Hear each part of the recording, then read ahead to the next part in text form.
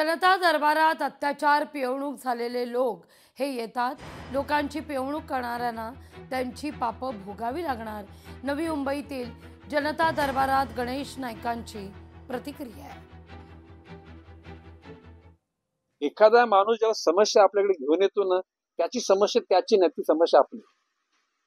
जशा आपल्या कोर म्हणजे कुटुंबाच्या नात्यातल्या लोकांसाठी आपण जसा निग्रह करतो, आग्रह करतो, तशा प्रकारचं त्या सर्वसामान्यांसाठी आग्रह धरला पाहिजे. आणि शेवटी त्याच्यातून एखाद्या माणसाला तुम्ही बघितलं ना, टॉर्चर केलं लोकांना, टॉर्चर.